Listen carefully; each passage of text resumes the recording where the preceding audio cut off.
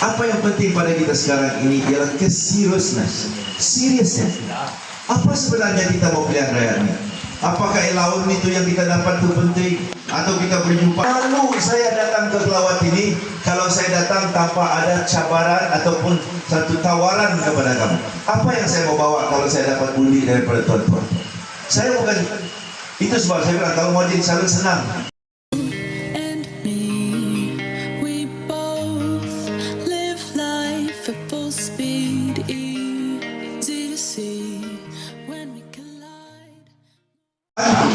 Tetapi kita juga bagi timbal balas dia. Apa dia?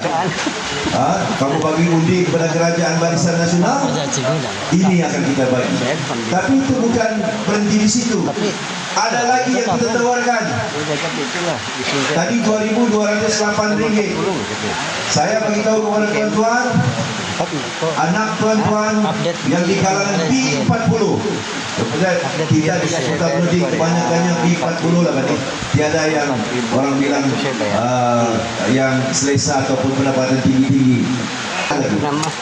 Tawaran kita ialah kalau Barisan Nasional menang, merujuk balik semua anak-anak kita daripada kalangan B40 kalau masuk ke universiti tidak perlu lagi bayar, kerana pendidikan universiti untuk anak keluarga B40 100% akan dibiayai oleh kerajaan Barisan Nasional.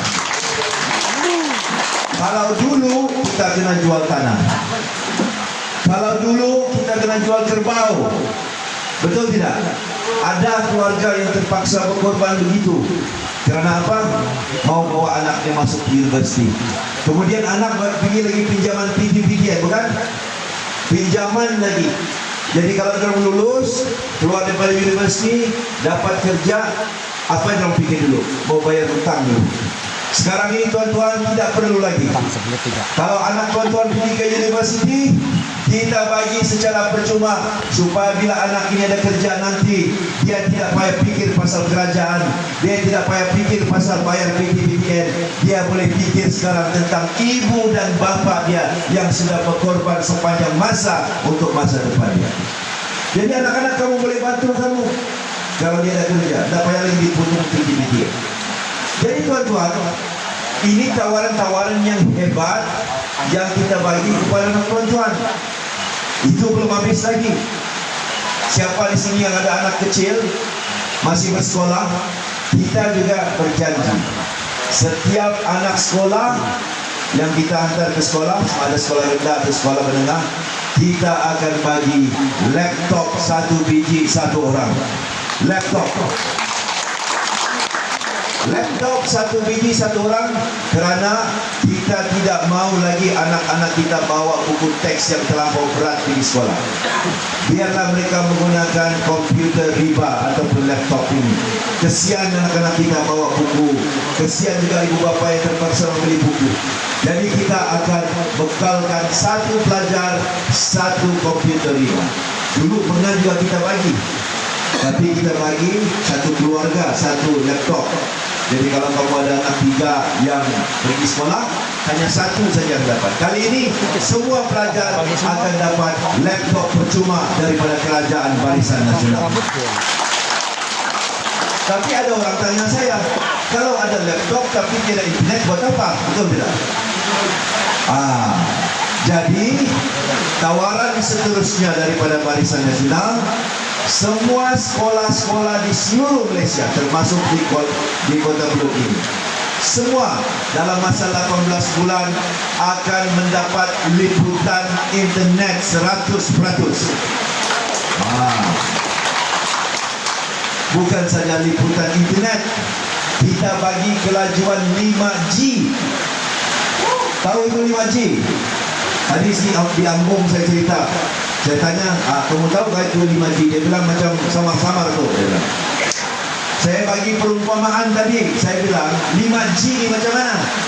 Kita mau pergi KK daripada Kelawat ni, baru start kereta saja sudah sampai Kota Kinabalu. Begitu cepatnya 5G ni nanti. Ya, tiada lagi tu pusing-pusing tu kalau kita tengok pusing. Tiada lagi itu. Itu pusing. Tunggu. Sampai kita tertidur. Mau buka itu video yang anak kita hantar sama kita. Pusing.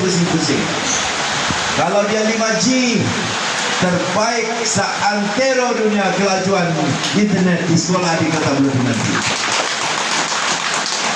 Tapi kalau di rumah macam mana?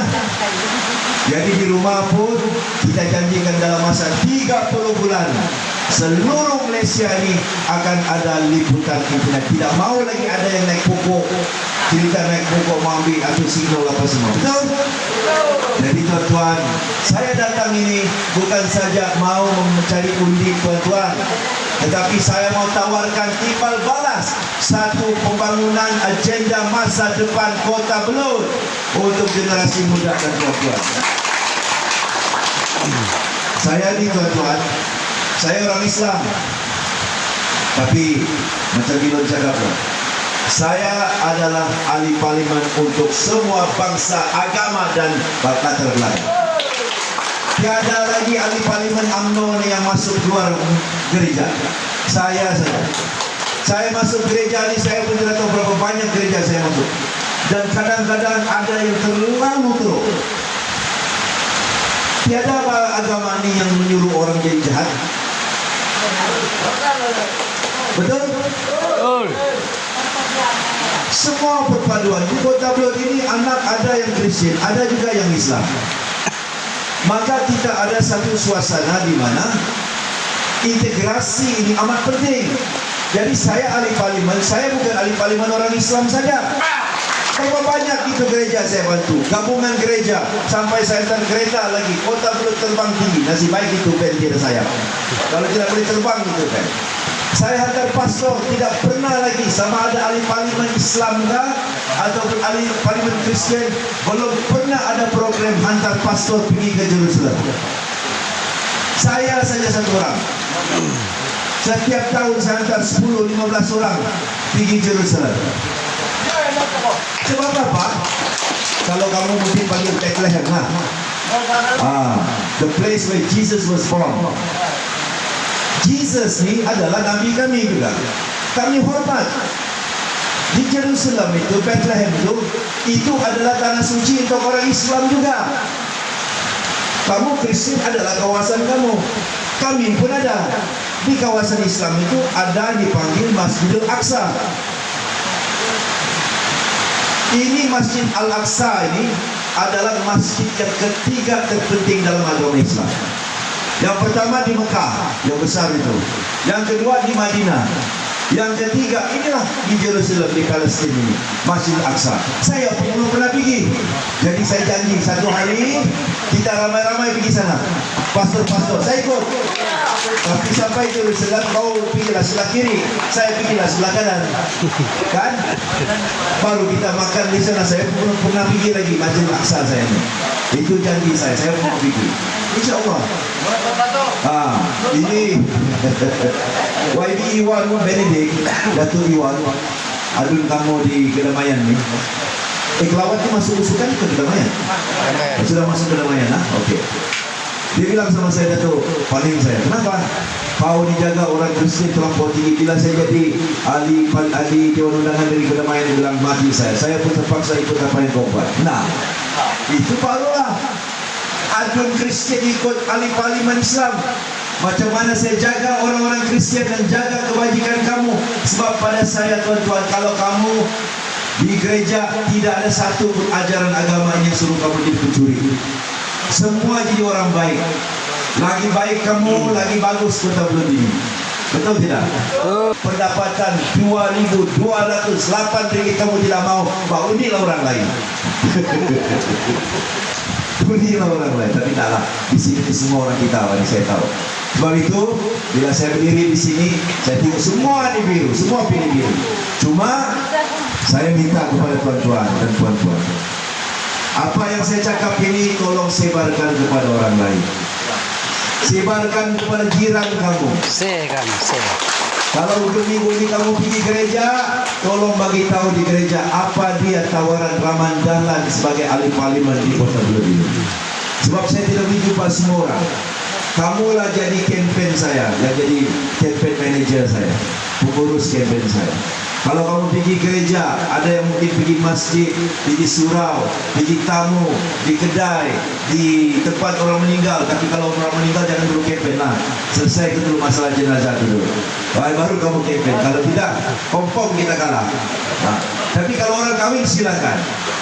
Bantu saya bagi tahu apa tawaran saya kepada Kota Belud ini dalam PRU 15 ini. Ya, boleh? Boleh. Ya. Dan kalau Boleh, Pak, kalau ada mungkin di sini sudah diserahkan ini manifesto. Banyak ini. Manifesto ada 99 perkara. Tolong baca. Yang saya sebut tadi 3-4 saja. Ada lagi yang lain. Kepada kaki tangan kerajaan, contohnya perempuan yang beranak ambil dia tidak akan dia tidak akan di penalti, ada dia punya imbuhan dia. Saya baca yang itu sebab ramai juga yang perempuan di sini. Ada satu lagi tawaran kita, yaitu mana dia?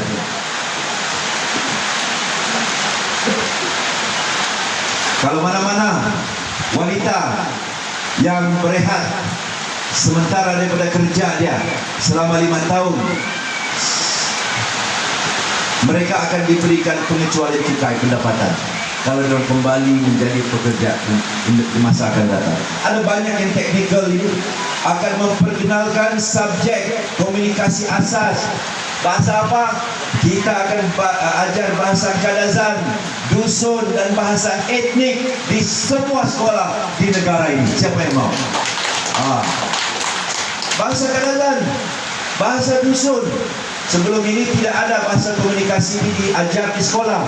Kali ini Barisan Nasional akan menyediakan subjek khas untuk pembelajaran bahasa komunikasi, bahasa Kadazan dan bahasa dusun. Apa lagi? Bajau pun dia tulis ini.